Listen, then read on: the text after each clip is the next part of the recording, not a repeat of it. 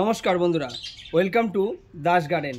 বন্ধুরা, আমি kitchen West বানাবো, কিচেন ওয়েস্ট থেকে লিকুইড সার বানাবো, লিকুইড জৈব সার বানাবো।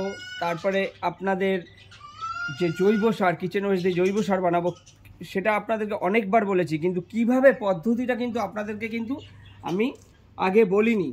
এবার দেখে নিন, বলার কারণ হচ্ছে কি, সঠিকভাবে বানালে গাছেরও সঠিকভাবে কাজ হবে। এই যে আমরা যত কিচেন ওয়েস্ট কালেকশন করি, এই যে দেখতে পাচ্ছেন কিচেন ওয়েস্ট যত কালেকশন করি, এই কালেকশন থেকে আমার কিন্তু এই যে দেখুন, পেঁয়াজের খোসাকে আলাদা করে নেব, রসুনের খোসাকে আলাদা করে নেব, আর বেছে ওখান থেকে বেছে, আর ডিমের খোসাকেও বেছে আলাদা করে নেব। আর এই যে দেখুন কলার খোসা, এই কলার খোসাকেও কিন্তু আমি এ থেকে বেছে আলাদা করে নেব। তাহলে কেননা এক একটা জিনিসের কিন্তু এক এক রকমের কাজ। এবার সব মিলে যখন একসঙ্গে পচবে তখন ওটা এক রকমের সার তৈরি হবে। কিন্তু পেঁয়াজের খোসা দিয়েও আলাদা খুবই পাওয়ারফুল লিকুইড তৈরি করা যায়, রসুনের খোসা দিয়েও পাওয়ারফুল লিকুইড তৈরি করা যায়। কিভাবে করা যাবে সেটা আমি পরের ভিডিওতে বলবো। এক ভিডিওতে এত কিছু বললে অনেক বড় ভিডিও হয়ে যাবে।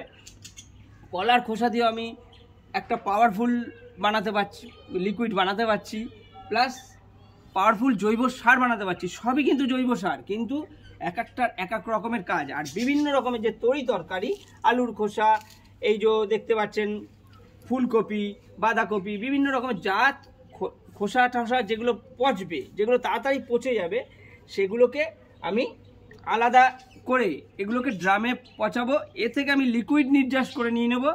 আর এগুলোকে শুকিয়ে কিন্তু আলাদা আলাদাভাবে আমি গাছের জন্য বিভিন্ন রকমের জৈব সার বানাবো। সেটা আমার এক একটা কাজের জন্য। সব সময় যে আমার কলার খোসা সার লাগবে গাছে তা কিন্তু না। কলার খোসার সার যখন লাগবে তখন আমি কলার খোসার সারটা প্রয়োগ করব। ডিমের খোসার সার যখন প্রয়োজন হবে তখন ডিমের খোসার সারটা প্রয়োগ করব।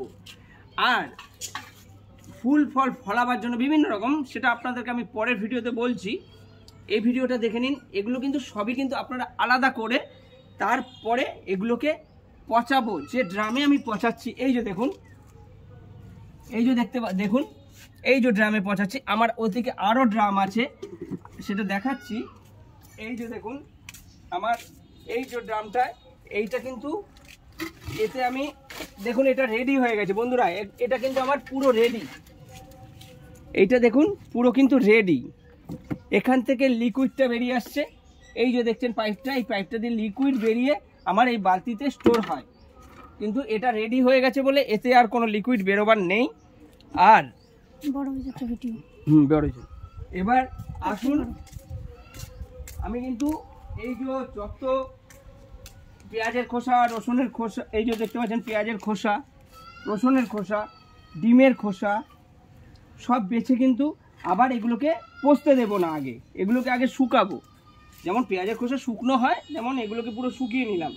শুকিয়ে নিয়ে এগুলোকে ডিমের খোসাকে পাউডার বানাবো, রসুনের খোসা আর পেঁয়াজের খোসাকে ভিজিয়ে দিয়ে একটা লিকুইড বার করব। তার অনেক পদ্ধতি আছে, সেগুলো আপনাদেরকে আমি পরের ভিডিওতে বলবো। আমাকে ফলো করবেন। ফলো করলে গাছের সম্পর্কে সব অনেক কিছু জানতে পারবেন, যেটা আমরা ন্যাচারাল পদ্ধতিতে করে থাকি। জৈব পদ্ধতিতে যত রকমের ট্রিটমেন্ট আছে, গাছের পোকামাকড় থেকে শুরু করে বিভিন্ন রকমের যত রকমের ট্রিটমেন্ট আছে, সব কিছু আপনাদের আমি ভিডিও স্বরূপ তুলে ধরতে পারবো। ভিডিওটি যদি ভালো লাগে লাইক শেয়ার কমেন্টস করবেন, প্লিজ চ্যানেলটিকে সাবস্ক্রাইব করে নেবেন। তাহলে গাছের সম্পর্কে অনেক কিছু অজানা তথ্য আপনাদেরকে আমি পৌঁছে দিতে পারবো ভিডিও স্বরূপ। নমস্কার বন্ধুরা।